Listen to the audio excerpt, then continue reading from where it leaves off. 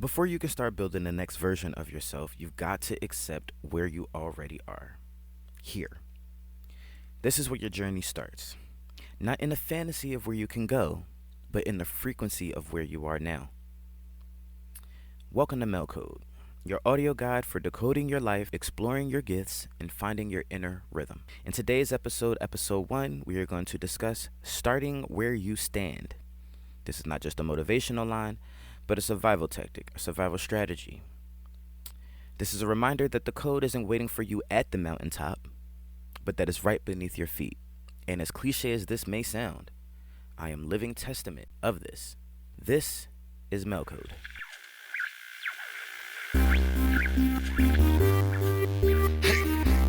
Ha! You just entered a third dimension. Ow! Let's go. Let's go. My name is Stefan Amir, and this is where everything is never what it seems. Hands up like this. Yeah. Let's get it.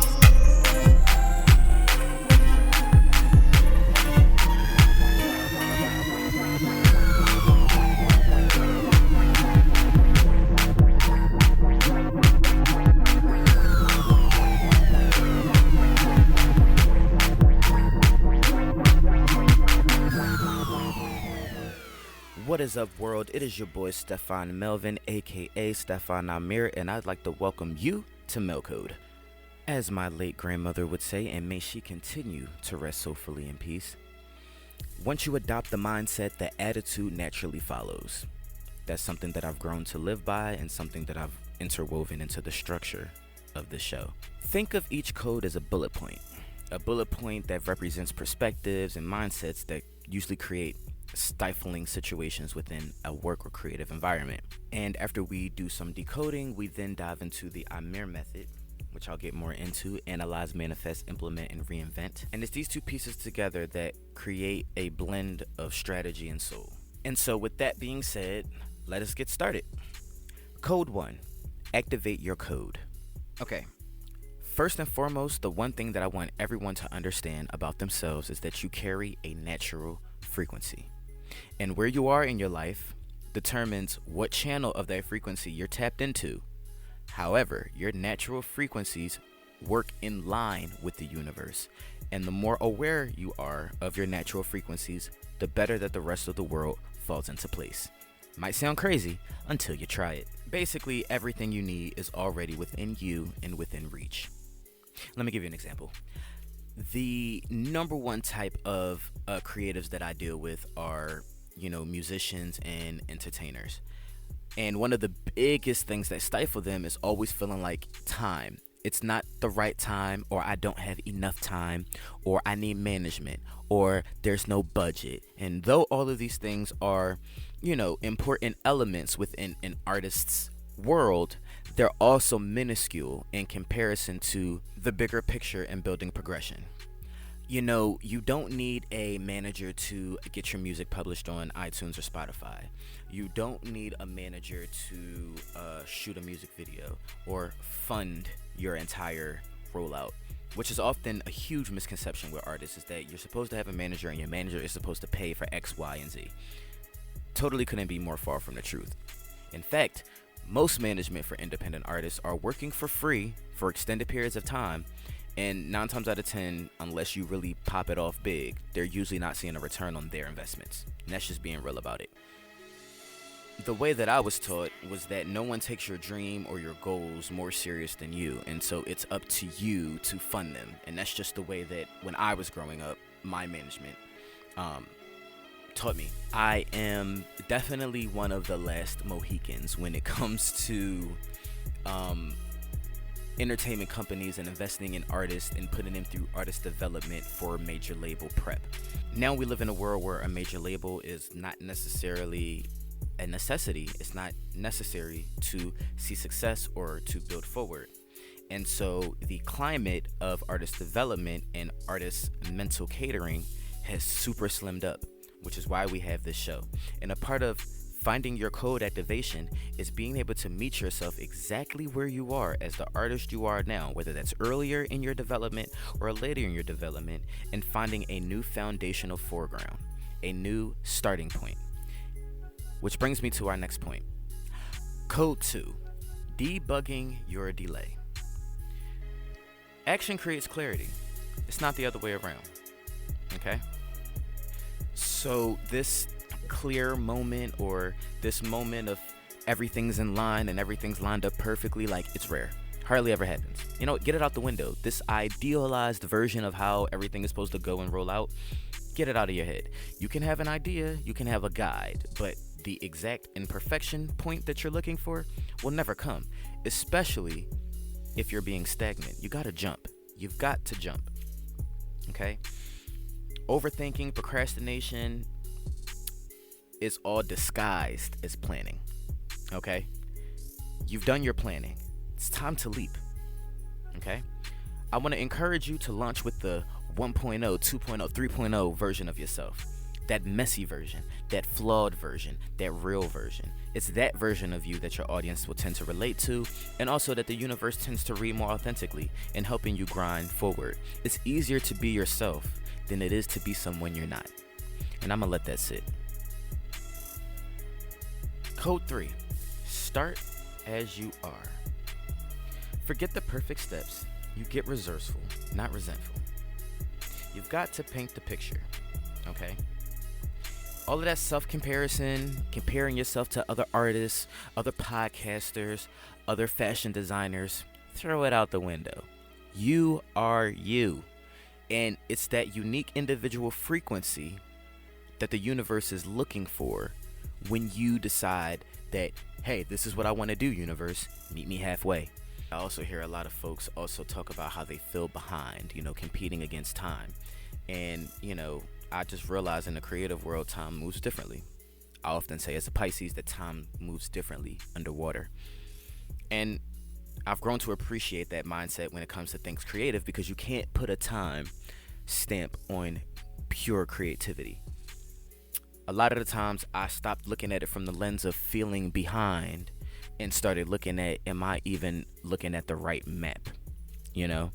Often at times I've had to kind of redirect my route, not from, where I'm headed. My end all point was the same, but the route in which I was taking to get there was totally not the right route. And you create stagnant pockets when you function like that. If you're listening to this show right now, it's not about the end picture. This show is about finding your starting point, building forward, that foundation. I often at times like to say that once you've hit rock bottom, there's nowhere else to go but up. You're already at the ground. You build up. It gives you the chance to lay a new foundation. Now, after you lay that new foundation, that brings me to my next part. Code 4. You've got to make peace with your process. Let me say that again. Make peace with your process. Your process isn't Sam or Jim's. Your process isn't Melinda or Phoebe's. Your process is yours. Yours specifically, and it is unique to you and your frequency.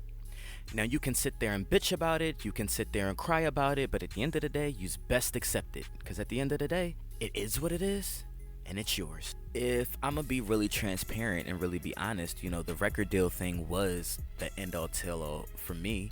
The idea of being a multi-platinum, selling artist around the world, world tours and the whole 9 yards was, I would say, what the grind was from, say, age 11 when I first got started to, I would say, maybe like 22, 23 after putting out my second mixtape. And then my whole mental shifted. I realized that, all of my years of artist development, being behind the scenes, working as a songwriter, working as a choreographer, as a background dancer, like, I fell in love with the business of entertainment. And the universe had a way of helping me feel like my purpose was bigger than just being a surface level entertainer. No offense. I've been able to not just, be an artist looking for an opportunity, but blossom into an entrepreneur. I've been lucky enough that everything that I do are all related to one another. And so, I've been able to take my passion of entertainment and develop my entire media house, Melwood Music Publishing and Entertainment, which, houses up the merchandise line, a travel agency, and of course, Melcode, this podcast, and kind of being able to cater to all the different avenues of entertainment in which I fell in love with underneath one umbrella. And from that, been able to give a bigger purpose. I have friends that have gone on to do some incredible things. I have friends that have gotten major record deals and are doing very well with their careers today. I have friends that are professional dancers and professional choreographers dancing for some of the most major artists of today's time. I have friends that are producers and engineers that have worked with some of the best and written for some of the best artists of our time as well. And that in and of itself is one of the most beautiful things, when you can see your peers and people you came up with, people that you put in the grind with, achieve the goals that you guys talked about as kids, teens, and then grind forward. But that's their process, and I respect their process as their process. I just had to think about what was my process. What worked for me? What resources that I already have in my corner? What did I have to work with already? And a part of this whole creative energy is spiritual. And it takes a certain amount of soul, spirituality, in order to be able to successfully make peace with your process. Whatever your faith or higher power, whatever, sitting down with yourself that you need to do is necessary. Decoding your life is messy, but we've all seen The Matrix. We see how messy it can get when you're trying to decode something. So, let's get rid of the myth of instant results. Let's get it out the window. And let's focus on making peace with our own process. Okay? Let's get into the Amir method. I would like to introduce you guys to something I call the Amir method. Okay? As I said earlier in the show, analyze, manifesting, implementing, and reinventing. Okay?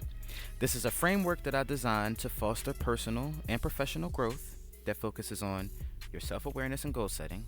That's the analyze and manifest section. Your strategic execution, your implement, and your ongoing transformation. That will be your reinvent. Okay? By breaking these complex goals into manageable steps, the Amir method empowers individuals to adopt, innovate, and succeed, whether in your creative endeavors or in your everyday decision making. Okay?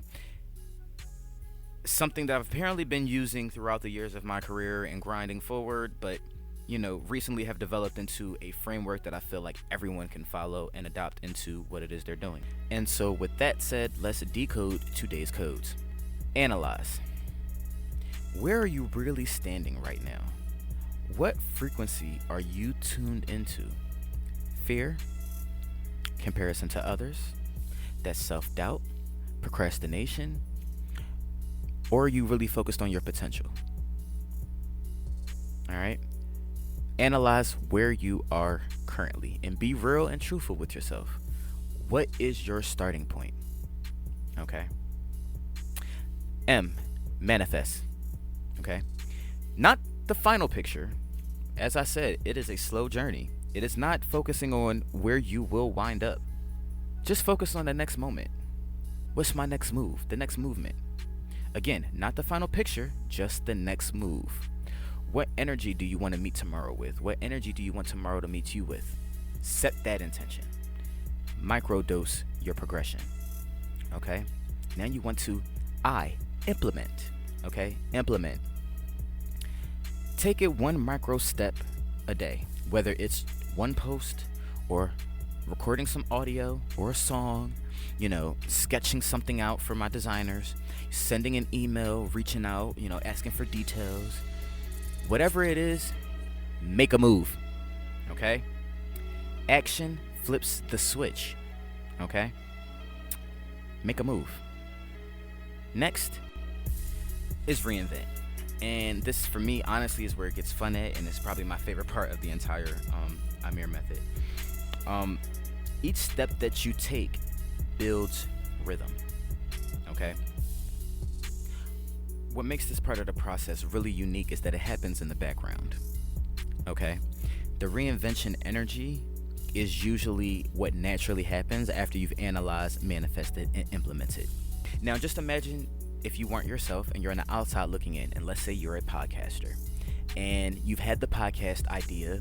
It's been verbalized, it's been out in the world. You've been verbalizing this idea that you wanted to start a podcast, and every time someone asks you about it, you're still planning and you're in the phases, but it's coming. But imagine how the conversation then shifts once you have at least one episode recorded, 2 episodes recorded. You've microdosed recording your episodes. They may not be out yet, but they're recorded. Now the conversation changes. It looks different. It goes from I have an idea to coming soon. From, hey, yo, what's up with your podcast? To, hey, when's the next episode coming out? The dialect changes. See, because now it's not just an idea, that you had in your head, or an idea that you've talked about numerous times. It's now a physical, manifested idea. It exists. Meaning that technically, until that first episode is recorded and maybe even published, you're technically not considered a host or a podcaster until you've actually successfully hosted a show. But that is the reinvent.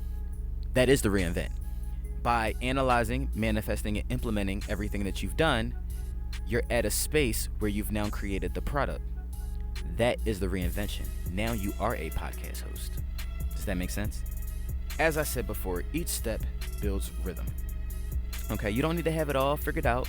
Just enough courage to decode the moment, the next move. Okay?